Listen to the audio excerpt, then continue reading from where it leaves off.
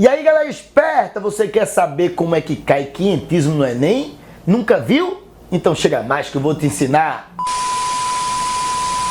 Muito bem, pessoal, hoje começaremos uma série de vídeos onde eu responderei algumas questões do Enem relacionadas aos conteúdos que você deve estudar que está no programa do Enem, tá ligado? Esse conteúdo programático que é indicado pelo Enem. Vamos começar, antes de mais nada, curtindo aqui, ó, compartilhando suas redes sociais e se inscrevendo no nosso canal, né, pessoal? Coloca o sininho para ser notificado quando lançarmos novos vídeos, visto que, se você está se preparando para o Enem, você quer saber como cada conteúdo é abordado nesta provinha, não é isso, pessoal? Ó, começando pelo começo, quinhentismo, início da literatura nacional. Você sabe que o período quinhentista é aquele período que ocupa o primeiro século de nossa vida colonial. Vai de 1500 até 1601, correspondendo ao século XVI, período de nossa colonização. As navegações, que foram aquele investimento português para conquistar novos territórios, resultaram no descobrimento do Brasil.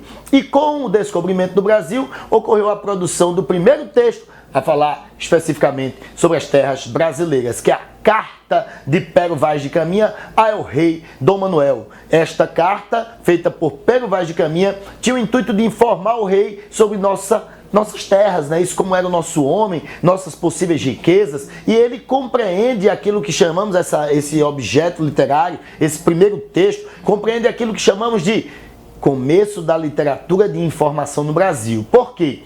Porque ao longo do século XVI foram produzidas duas formas de literatura no Brasil. A primeira, literatura de informação, mas também conhecida como literatura dos viajantes. Desta literatura fazem parte aí os primeiros textos, que eram o quê? Tratados, cartas, diálogos, tudo sobre nossa colônia. Tudo que era curioso, tipo assim, como era a nossa terra, como era o homem que aqui vivia, nossas possíveis riquezas. É um texto meramente descritivo e com objetivo informativo, certo? Não eram textos feitos por brasileiros, tá bom? Os nativos não tinham condições de produzir esses textos. Eram textos feitos por estrangeiros em terras brasileiras e serviam para aquelas pessoas que viviam em Portugal. Por isso que chamamos de literatura de viajantes, que ela vem, colhe aqui, volta para Portugal, beleza? No meio do século XVI começam a chegar aqui os jesuítas, e os jesuítas têm uma outra função. Eles querem fazer uma literatura feita com o objetivo de catequizar, tá ligado? Que a literatura é conhecida como de catequese, ou simplesmente literatura dos jesuítas. Os textos produzidos por eles são diferentes, porque são geralmente em forma de poema, são peças, são textos visando ensinar ao índio uma nova cultura, uma nova religião. E aí, como destaque, nós temos o padre José de Anchieta, com seus autos religiosos, que conseguiam mudar a visão desses jovens índios e fazer com que eles aceitassem o catolicismo. Então, era uma literatura doutrinária, uma literatura com o objetivo de catequizar, ensinar a fé cristã. Beleza? Vamos à primeira questão. Vou fazer uma questão, pessoal, que caiu no Enem de 2013, tá certo? Segue aí, ó. Vou colocar aqui no quadro para vocês, beleza? A questão, pessoal, ela tem aí dois textos, tá bom? Na verdade, um é um texto que faz parte da Carta de Pero Vaz de Caminha, que eu já citei para vocês do que trata, e o segundo é um quadro de Cândido Portinari, tá bom? É interessante dizer que é muito comum cair nas questões do Enem quadros, principalmente se referindo à produção do século XX. Cândido Portinari sempre é citado, beleza? Olha só, o texto 1 diz assim: andaram na praia quando saímos 8 ou 10 deles, daí a pouco começaram a vir mais, e parece-me que viriam este dia à praia 400 ou 450. Alguns deles traziam arcos e flechas, e todos trocaram-os por carapuças ou por qualquer coisa que lhes davam. Andavam todos bem dispostos, tão bem feitos e galantes com suas tinturas que muito agradavam. Esse é o primeiro texto, pessoal, e vocês devem ter percebido que esse primeiro texto é um texto da visão do português com relação ao nosso índio. Ele está dizendo que na praia ali onde eles estavam andando vários nativos, e ele descreve como eram esses nativos, ou seja, a visão do português para com o índio, ok? Beleza? Século XVI, momento de nosso descobrimento, Pero Vaz de Caminha, quinhentismo. Agora vamos para o segundo texto, que é esse que está aí, ó, na tela para vocês. O segundo texto é um texto visual, que é o que chamamos de obra da pintura brasileira. Cândido Portinari, pessoal, ele faz parte do movimento modernista. Ó, um macete para vocês, pessoal. Ali depois de Cândido Portinari tem o descobrimento do Brasil, logo abaixo, na inscrição do quadro, tá ligado? aí tem 1956. Isso é muito importante para você verificar o século, que é século XX. Século XX é a época que domina o modernismo, então é muito importante você verificar isso para poder analisar. Vocês estão vendo que nesse quadro nós temos uma série de índios olhando para os navios que tem chegando. Então, no primeiro texto você verificou que era o português falando do índio. Agora eu estou vendo aqui o índio olhando para o português. É muito importante que você verifique que os índios estão todos apontando, assustados, certo? Com seus arcos, com suas flechas, aquelas caravelas que eles não conheciam o que eram. Então, Cândido Portinari tentou aí mostrar a visão do índio com relação à chegada do português. Então, olha só, eu vi que o primeiro texto é de Pero Vaz de Caminha e o segundo texto é de Cândido Portinari. Um mostra a visão do português com relação ao índio, o outro mostra a visão do índio com relação ao português. Baseado nisso, vamos às questões, vamos às alternativas, vamos ler para você poder detonar no Enem. Olha só, a questão começa assim, pessoal.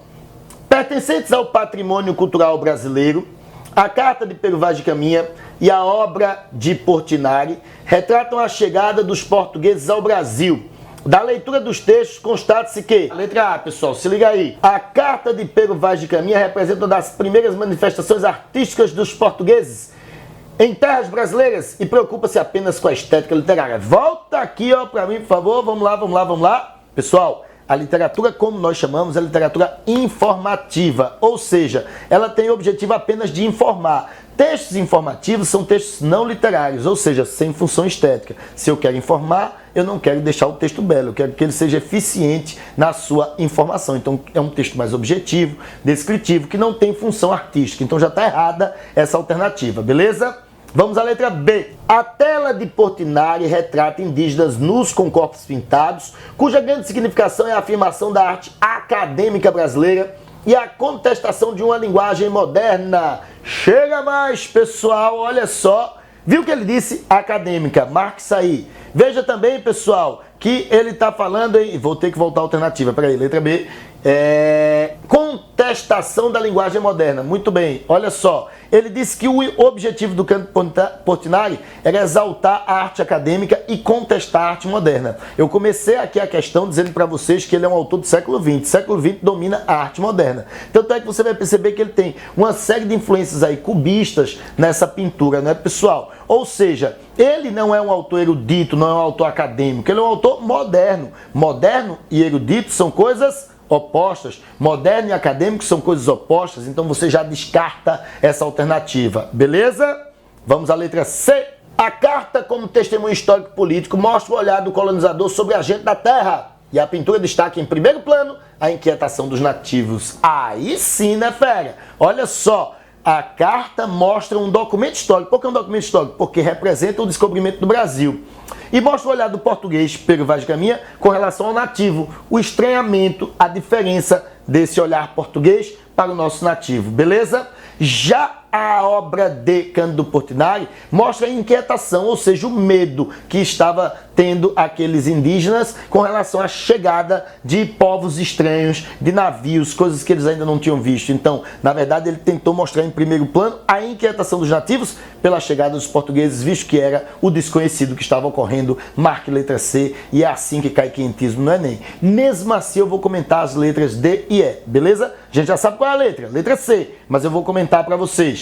Letra D, se liga aí. As duas produções, embora usem linguagens diferentes, verbal e não verbal, cumprem a mesma função social e artística. Galera, verdadeiramente são duas linguagens diferentes. O primeiro é verbal e o segundo é não verbal.